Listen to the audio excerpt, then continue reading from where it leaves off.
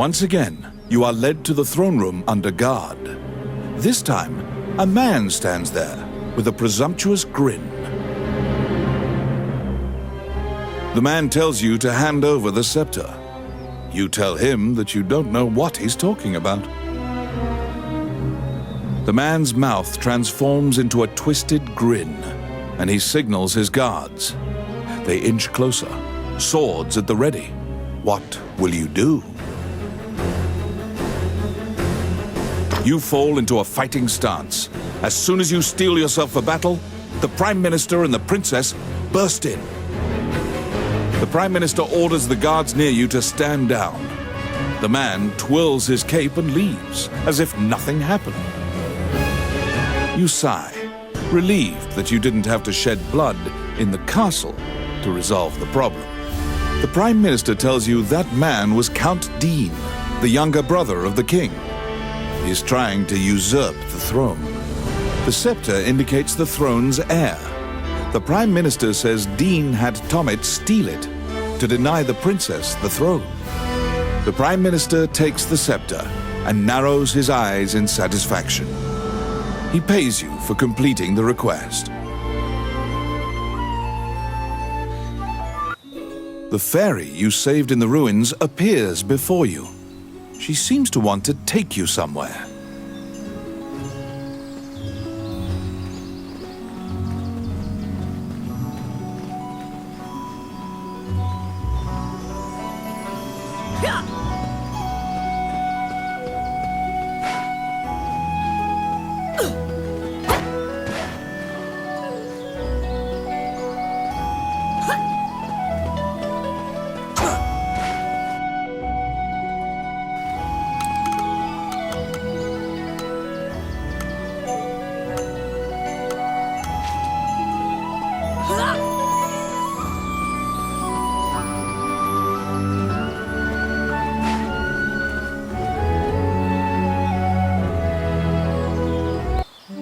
Wandering One, how can I help you?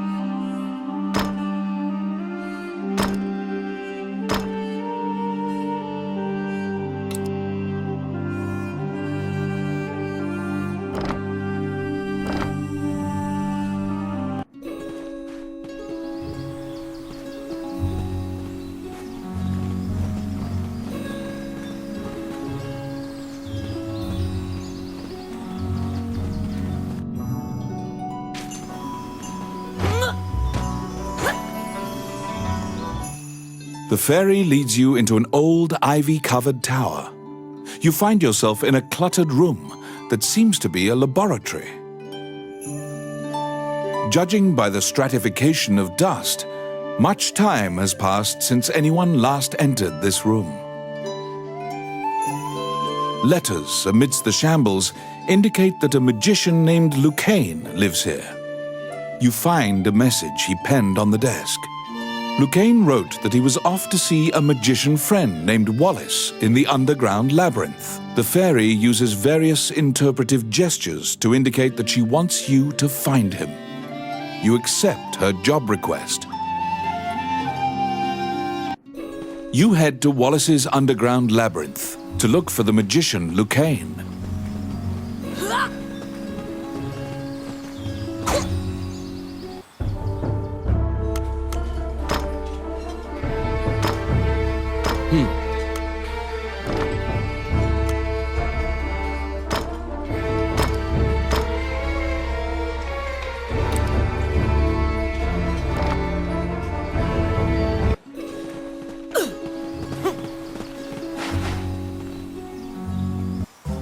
Welcome to my shop. What would you like? Which one do you want?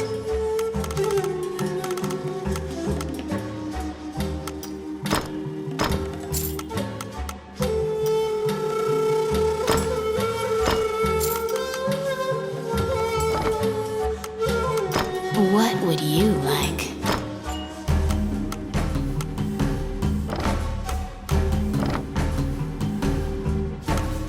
Which one do you want?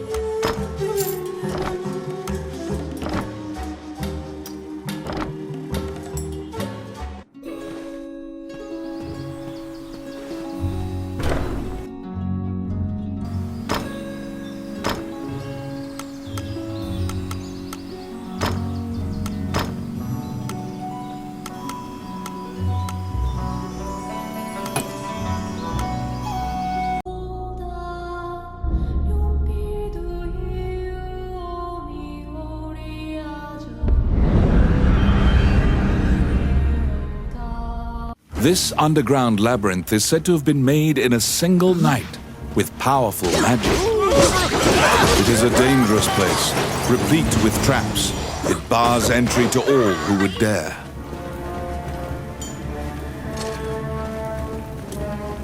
Outstanding. They're here!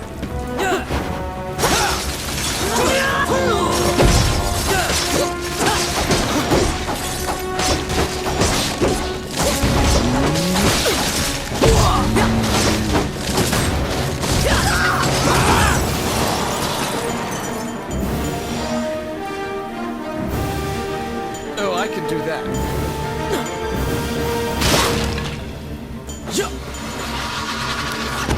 It's my turn. I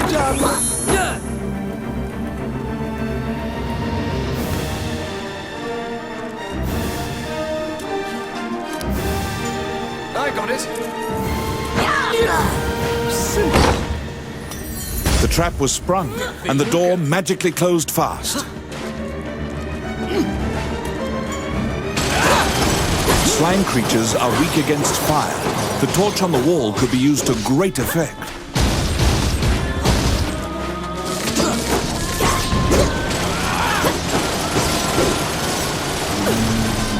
The clink of metal hitting the ground can be heard.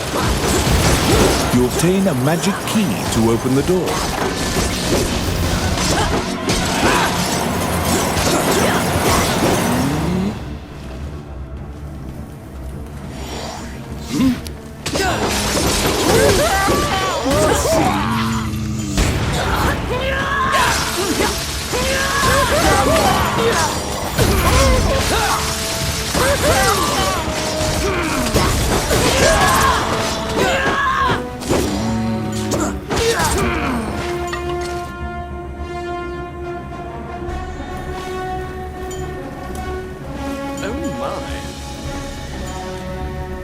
Out of the blue, a mouse darts out and leaps onto your palm.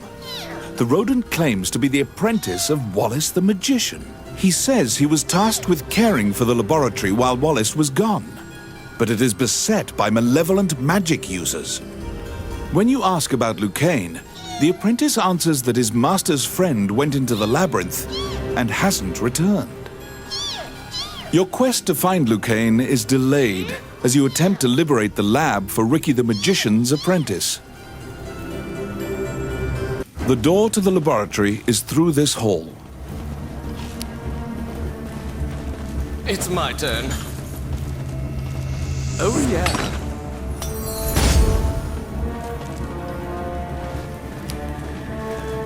I got it. Voila!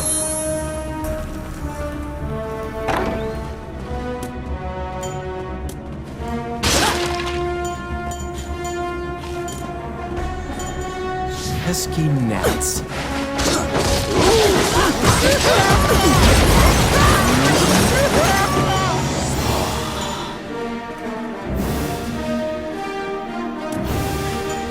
Outstanding. Oh, yes. Simple.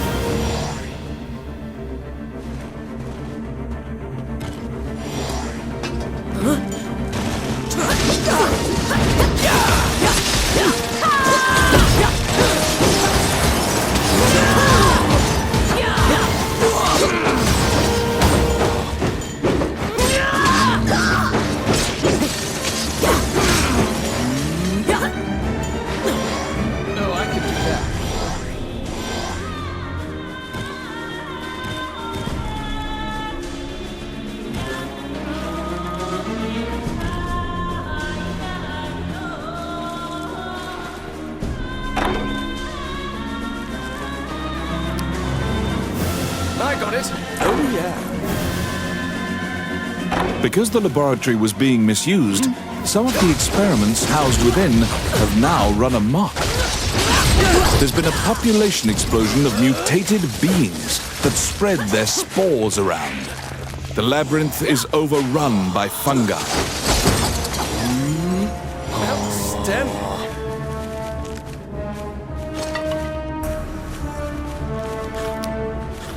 Let's see. Done.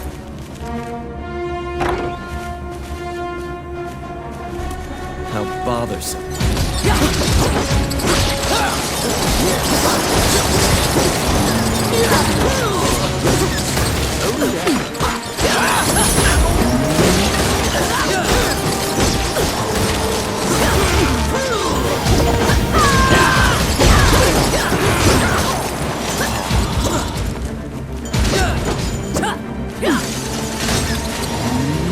Enemies!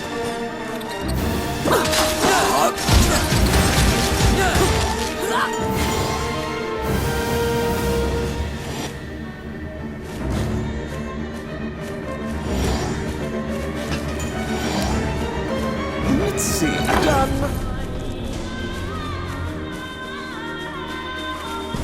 Come at me!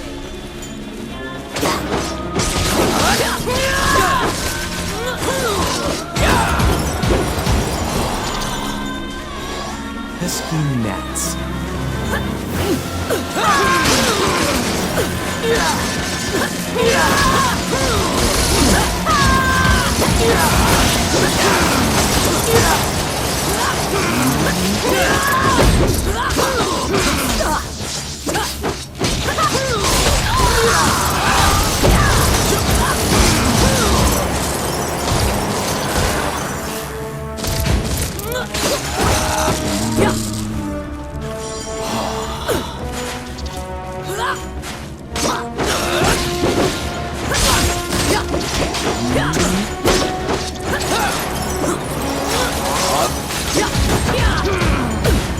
It's my turn.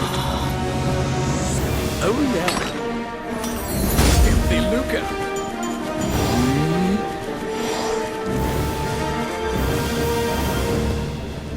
They're here!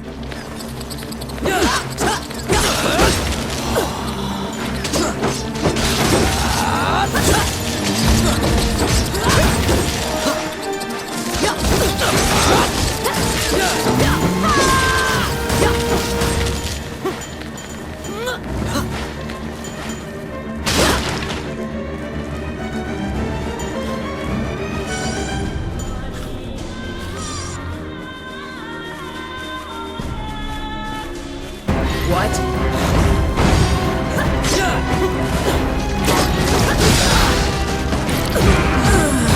Destroy the cocoons before they hatch, or they'll keep coming.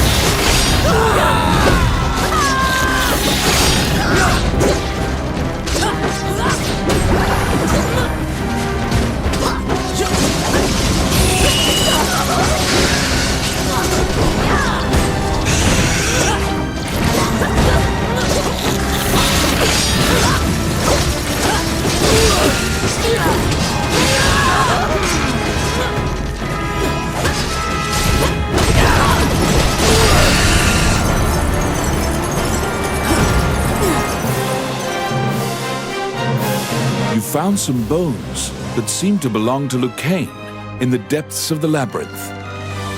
The tattered raiments and jewelry leave no doubt that the corpse is indeed Lucane's.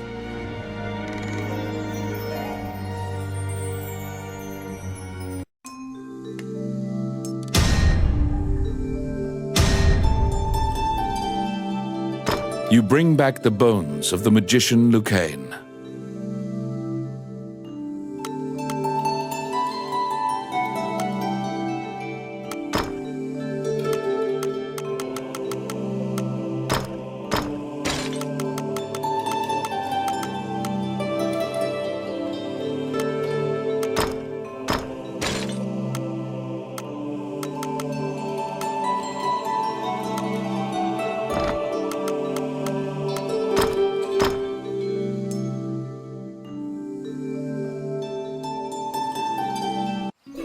You found Lucane, but he was dead.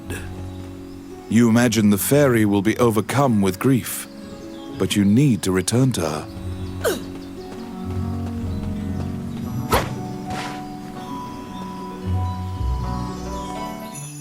When you enter the laboratory, the fairy frantically flits around you, as if it senses your uneasiness.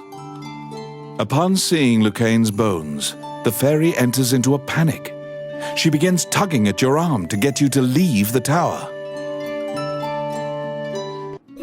The fairy is apparently attempting to lead you somewhere. You collect Lucane's bones and follow her.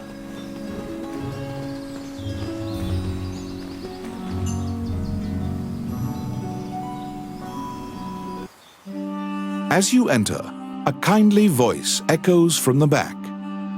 You seem to be in need of help, a monk says, and approaches you. You nervously hand the monk the bones of Lucane. Allow this heart to beat again. Quench their thirst. Lead the wandering soul back. Reverse death. And awaken them. The prayer reaches the goddess, and the pile of bones is once again given flesh. Lucane, shocked to find himself alive, thanks you profusely. He tells you to visit him at his laboratory and leaves.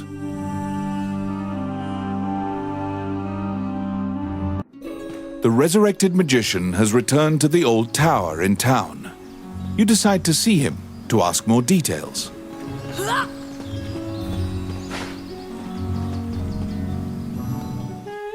The magician Lucane is waiting for you in the laboratory of the old tower. It seems that dying had an adverse effect on his short-term memory. Lucane can't remember why he went to meet Wallace. Lucane is researching magic called runes, which are closely tied to spirits and fairies. Lucane introduces his fairy friend to you. Her name is Tiki. She left the fairy forest due to her strong curiosity. He thanks you again for saving him and allowing him to enjoy life's rich pageant. He displays his magic trinkets. Lucane says he'd be happy to sell you these items at a fraction of the normal price and answer any questions you have. What will you ask? Lucane says that he would be delighted to discuss this and launches headlong into a discussion about runes. Runes are magical letters that spirits and fairies carved into the world. You may have seen them yourself. Touching runes makes letters sparkle and float. Runes are a combination of 3 characters that create various effects. However, runes won't work unless a spirit or fairy is present. That's what you gather from Lucane's long lecture. Before you realize it, Tiki is following you around. She seems to have taken a liking to you. She will accompany you on your adventures henceforth. Fairies are known to be adept at finding hidden things.